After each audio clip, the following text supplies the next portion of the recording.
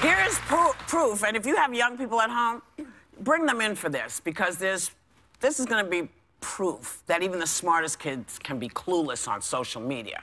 The students who were accepted into Harvard started a Facebook group and traded offensive, racist, obscene memes. They got their acceptances pulled as a result.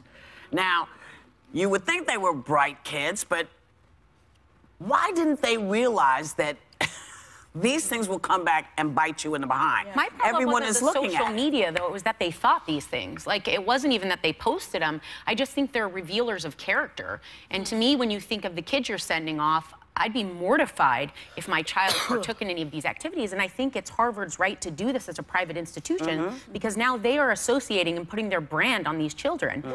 And I think, not children, they're now adults. But I mean, the idea that they found humor in any of this, because they referenced the Holocaust, abuse of minors, it was racist. It was pretty significant. I mean, we can't show them, of course, but they did talk about the Holocaust. They talked about Which Mexican isn't funny. There's no immigrants. angle you can come at that. They said when the Mexican one of them says, when the Mexican kid hangs himself in the school bathroom, it's piñata time.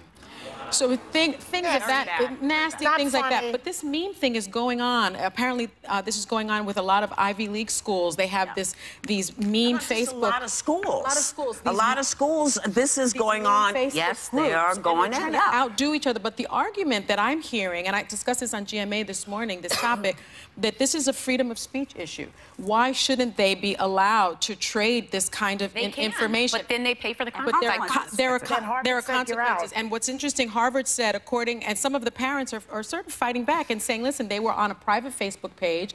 They're not even matriculated right now. Your kids are not going. Yeah. Harvard said no. They're not going. They don't want, because you know what? Even if it is a free speech issue, it is a free speech issue. But if I am the institution, I don't want your kids in my school. That's what Harvard, and they have the right to do that. Let me just talk about. He says they can retract or rescind an offer based on, get this, honesty, maturity. If a student engages in behavior that brings into question his or her honesty, maturity, or moral character, and Harvard felt that this called upon their moral character. Those parents have been coming to their rescue their whole lives. That's why they are this way. Well, you know, it's a very popular thing to go after people who make jokes that are inappropriate right now. So, not that I'm not defending these kids. They sound like a bunch of jerks. But there is a place for humor sometimes that alleviates anxiety and pressure on you, and you're scared of the world, and you make a joke. It's a defense. This is not, no. Piñata time. If a Mexican kid hangs himself, it's piñata time. Not a joke, not funny, not good. You're not going to Harvard. But let me tell you, when Joan Rivers was working, we miss her. I wonder what she'd be saying right now about a lot of this stuff that's going on with comedians. There was a documentary made about her called Joan Rivers, A Piece of Work. And in it, she's on a stage in somewhere in the country, I forget where, and she makes a joke about somebody deaf. And somebody in the audience yells, you know, that's inappropriate, I'm deaf, or my daughter's deaf, or somebody's deaf. And this is what she said. Let me tell you what comedy's about. Comedy is to make everyone laugh at everything and deal with things. Okay? So that is her position about comedy. And comedy. Yes, comedy. Yes. Now, she was funny.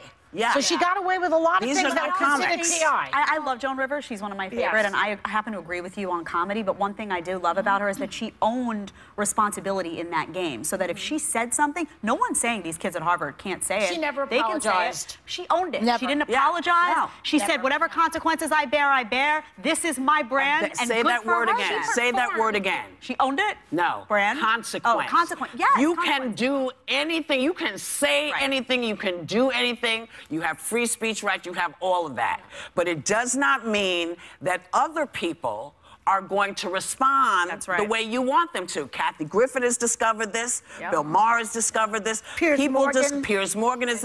These kids. And now you kids have discovered it. And so the reason I said young people should come into the room is because you should all know these schools that you go to, they're looking at your stuff. Yes, they're checking on you. They are looking at that. We seem to be fighting the same fight, though, that Lenny Bruce fought about 75 years ago, about free speech and being able to say what you want to say. No, they can say it, but they don't want to face the consequences. Remember, sticks and stones will break my bones, but words will never harm me. We'll be back.